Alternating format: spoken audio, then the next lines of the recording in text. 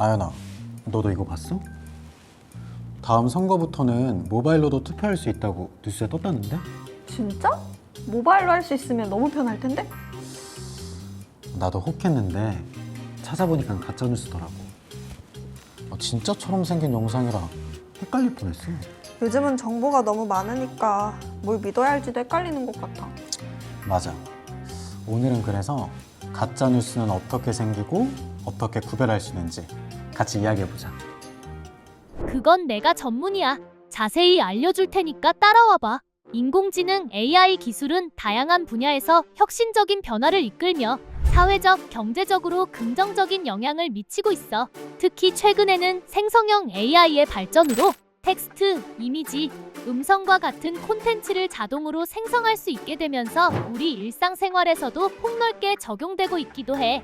그런데 말이야, 과연 인공지능 기술의 발전이 우리 사회에 항상 좋은 영향만 가져다 주는 걸까?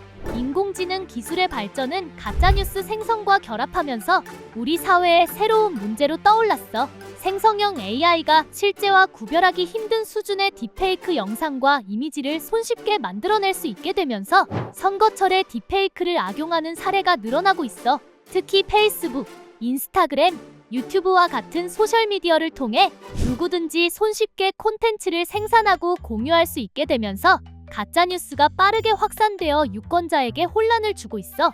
도널드 트럼프 공화당 후보의 승리로 끝난 2024년 미국 대통령 선거는 어느 때보다 극단적 주제의 허위 정보들이 널리 확산된 선거로 평가받고 있어.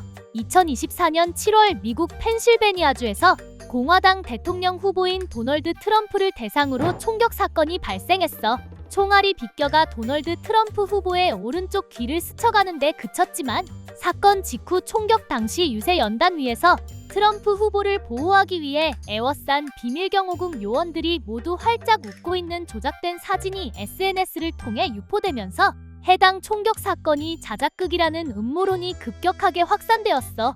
딥페이크 가짜뉴스 문제는 트럼프 후보의 반대 진영에서도 큰 골칫거리였어. 카멀라 해리스가 민주당 대통령 후보가 된 직후 소셜미디어에 그녀의 목소리를 조작해 만든 가짜 영상이 퍼지기 시작했어.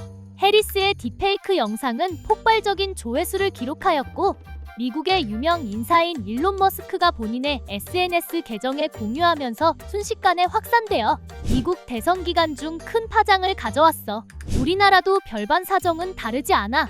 이번 제21대 대통령 선거에서는 선거 관련 딥페이크 게시물에 대해 삭제 요청이 1,486건 이루어졌으며 불법 선거 딥페이크 영상에 대한 처벌 조항이 신설된 이후 처음으로 3건을 고발했어.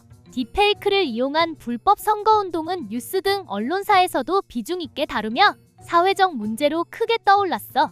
딥페이크를 이용한 불법 선거운동으로 적발될 경우 최대 징역 7년형까지 선고될 수 있으니까 각별한 주의가 필요해. 선거법에 위반되는 딥페이크 영상을 단순한 호기심이나 재미로 제작했더라도 법적 책임은 피할 수 없어. 학생이라고 해도 마찬가지야. 무엇보다 딥페이크 영상을 직접 제작하지 않아도 불법 게시물을 업로드하는 것만으로 선거법 위반으로 처벌받을 수 있으니 항상 조심해야겠지? 그럼 선거 기간에 무분별하게 공유되는 딥페이크 허위 조작 정보에 대해서는 어떻게 대응해야 할까? 무엇보다 유권자 개개인의 인식 변화와 책임 있는 콘텐츠 소비가 중요해. 딥페이크는 누구나 쉽게 만들 수 있지만 그 피해는 사회 전체에 영향을 미칠 수 있는 만큼 선거 관련 콘텐츠를 공유할 때는 반드시 신뢰할 만한 출처인지 확인하고 비판적 사고로 내용을 검증하는 자세가 필요하다는 것을 잊지 말자. 결국 중요한 건 그냥 믿기보다 이게 사실일까? 하고 한 번 더 의심해보는 자세인 것 같아. 맞아. 출처가 어디인지 꼭 확인하고 다른 뉴스랑 비교해보는 습관도 꼭 필요해. 그리고 친구들이나 가족이 이상한 정보를 믿고 있으면 살짝 알려주는 것도 중요한 역할이야. 정보의 홍수 속에서 흔들리지 않도록 항상 기억해야 돼.